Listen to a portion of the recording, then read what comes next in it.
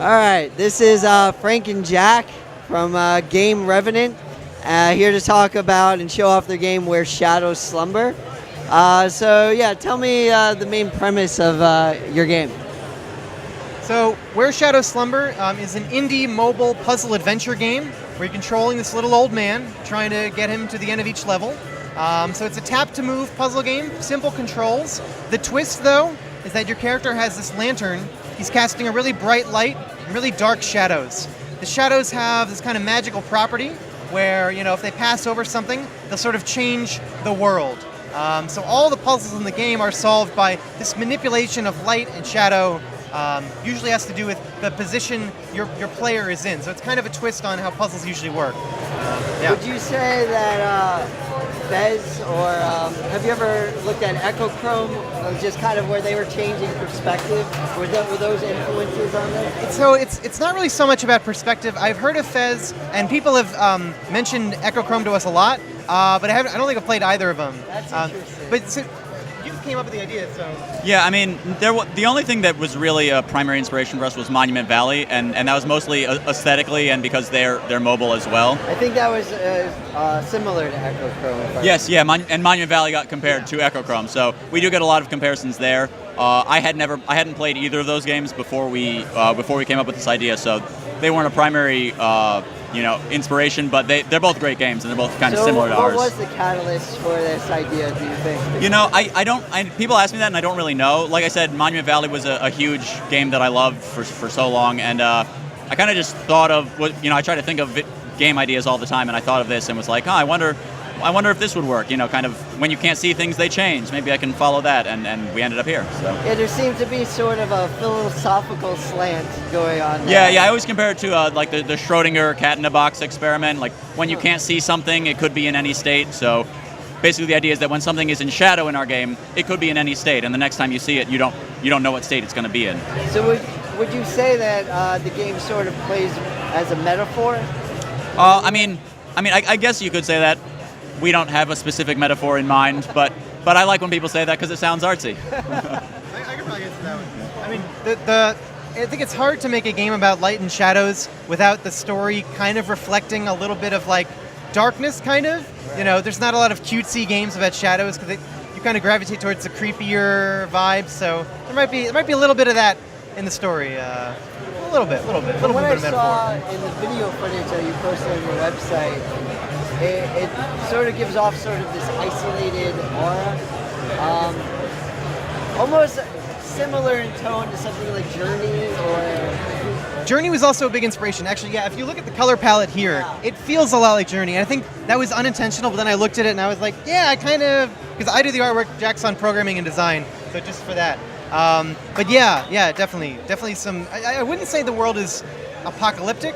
Like I don't think it's quite a destroyed world, but it's definitely a sort of desolate, fallen world.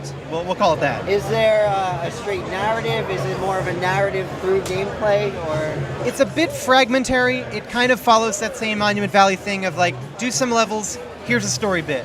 More levels, more story. We do try to weave it in a bit so that like the world is kind of telling a story, but it is hard to fit that in because we're so focused on the puzzles. And if you have like a guy over there fishing, people will be like, that guy's important. But it's like, no, he's not. It's a story thing. It's fine. So we don't want to mislead people. Yeah. How big is your team? Is it just you two?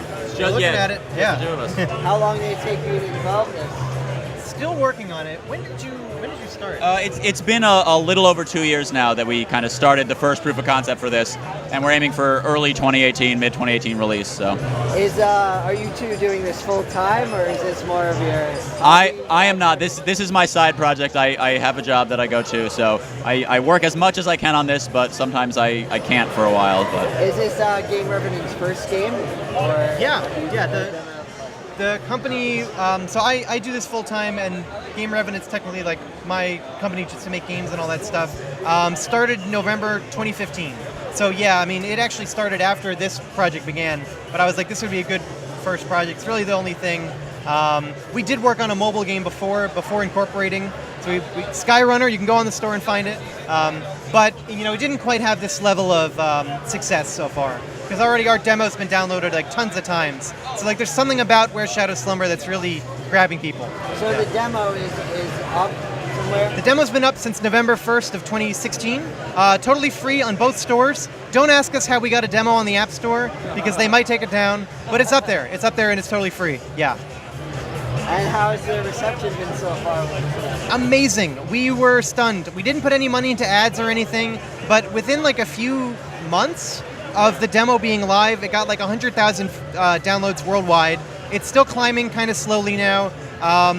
Really close to a 5-star rating. You know, just a few stragglers there, but like really good reception. The reviews have been a good way for us to get feedback too. How many people have you said downloaded? Over. Yeah. At this point, I think it's close to 160,000 on Google Play, and then another 40 or so on iOS. So 200,000 total. Yeah. Yeah, we had no idea it was gonna, the demo would take off in such a way. So. And how do you feel about Play NYC so far? Oh, it's super awesome. We came here. We've been to Playcrafting before, and they've been great. And we came here and saw how big the space was relative to the Playcrafting space. We were worried that they wouldn't be able to fill it, but we've had our booth has been slammed all day. So. Yeah. All right. And where can we find out more information? So if you want to follow the company, you can follow Game Revenant on Facebook and Twitter. If you want to follow specifically the game, whereshadowslumber.com.